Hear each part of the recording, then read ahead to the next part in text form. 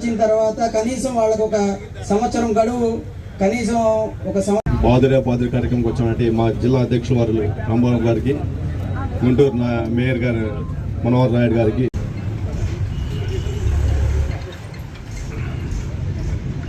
ఛార్జీలు పెంచిన విద్యుత్ ఛార్జీలు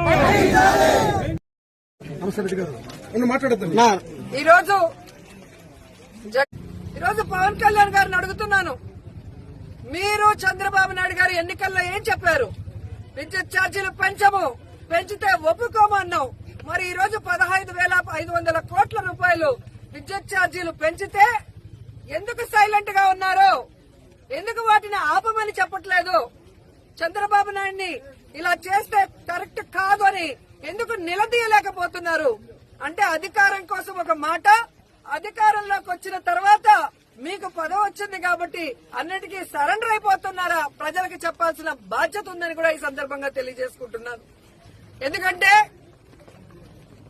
చంద్రబాబు నాయుడు ఏదైతే చెప్పాడో,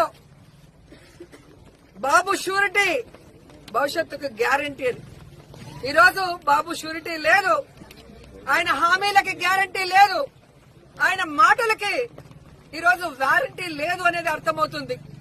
కరెంటు ఛార్జీలు పెంచేశారు, రిజిస్ట్రేషన్ ఛార్జీలు పెంచేశారు, 60% నిత్యావసర వస్తువుల ధరలు పెంచేశారు, ఫ్రీ ఇసుక అంటూనే 2 రెట్లు ఇసుక రేట్లు పెంచేశారు. ఈరోజు వీధికి మద్యం షాపులు పెట్టి ఈరోజు ప్రజల్ని పీల్చి పిప్పి చేస్తున్నారు. దాదాపుగా 6-7 నెలల్లోనే 1,00,000 కోట్ల అప్పు చేసిన చంద్రబాబు నాయుడు మరి ఎందుకు ఇవన్నీ పెంచుతున్నారు? ఒక అమ్మఒడి ఇవ్వలేడు, ఫీజు రియంబర్స్మెంట్ ఇవ్వలేడు, రైతు భరోసా ఇవ్వలేడు, విద్యా దీవెన ఇవ్వలేడు, వసతి దీవెన ఇవ్వలేడు, 0 వడ్డీకి రుణాలు ఇవ్వలేడు. కానీ ఆ 1,00,000 కోట్ల రూపాయల్ని ఏం చేశాడో చెప్పడు. ఆ 1,00,000 కోట్ల రూపాయలతో కనీసం ప్రజల మీద పడ్డ ఈ విద్యుత్ భారాన్నైనా ప్రభుత్వం ఎందుకు మోయటం లేదని అడుగుతున్నాను. మొన్ననే మనం చూసాం, సిగ్గు లేకుండా ప్రజల డబ్బుతో 3,200 రూపాయలు ఒక్కొక్క ప్లేట్ అని చెప్పి ఎలా కోట్ల రూపాయలు మింగేశారో చూసాం. అలాంటి డబ్బులు ఈ ప్రజల మీద విద్యుత్ భారం పడకుండా ఎందుకు మీరు ఉపయోగించడం లేదని నేను అడుగుతున్నా. అలాగే చంద్రబాబు నాయుడు, లోకేష్ బాబు, పవన్ కళ్యాణ్ బాబులు స్పెషల్ ఫ్లైట్ వేసుకుని ప్రజల డబ్బులు దుర్వినియోగం చేస్తుంటే ఆ దుర్వినియోగం ఎందుకు చేస్తున్నారు? ఆ డబ్బులు కనీసం ప్రజల మీద ఈ విద్యుత్ భారం పడకుండా ఉండేందుకు ఉపయోగించవచ్చు కదా అని డిమాండ్ చేస్తున్నాం. కరెంట్ ఛార్జీలు పెంచిన కరెంట్ ఛార్జీలు మోసం విద్యుత్ ఛార్జీలు పెంచిన విద్యుత్ ఛార్జీలు. అడ్మినిస్ట్రేటర్ అయినటువంటి మన్మోహన్ సింగ్ గారు నిన్న సాయంత్రం ఎయిమ్స్లో మరణించారు. వారి మరణానికి ప్రగాఢమైన సానుభూతిని తెలియచేస్తూ వారి ఆత్మకు శాంతి చేకూర్చే విధంగా 2 నిమిషాలు సభ మొత్తం మౌనం పాటించాలని నేను విజ్ఞప్తి చేస్తున్నాను.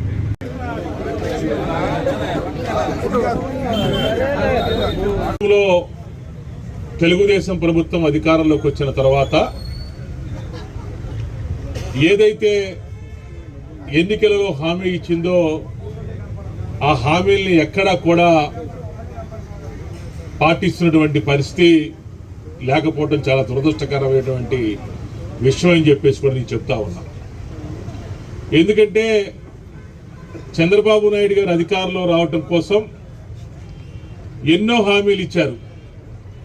అంటే జగన్మోహన్ రెడ్డి గారు అధికారంలోకి వచ్చిన తర్వాత ఇచ్చినటువంటి హామీల్ని తూచా తప్పకుండా పాటిస్తూ కరోనా కష్టకాలంలో కూడా కేంద్ర రాష్ట్ర ప్రభుత్వాలు ప్రపంచవ్యాప్తంగా ఏ ప్రభుత్వం చూసినా కూడా అన్ని కూడా కరోనా కష్టకాలంలో ప్రభుత్వం తరపు నుంచి చేయాల్సినటువంటి సంక్షేమం అభివృద్ధి కూడా ఈ కరోనా వల్ల పక్కన పెట్టేటువంటి పరిస్థితులు ఉన్నా కూడా కేవలం ఆంధ్ర రాష్ట్రంలో మాత్రమే జగనన్న ఇచ్చిన మాటని తూచా తప్పకుండా ఆ కష్టకాలం 2.5 సంవత్సరాల కాలంలో కూడా మరి ప్రభుత్వ సంక్షేమ పథకాలను ప్రతి ఒక్క గడప గడపకు అందించినటువంటి ముఖ్యమంత్రి ఈ దేశ చరిత్రలో ఎవరైనా ఉన్నారు అంటే అది కేవలం జగన్మోహన్ రెడ్డి గారు మాత్రమే అని చెప్పేసి కూడా నేను చెప్తా ఉన్నా.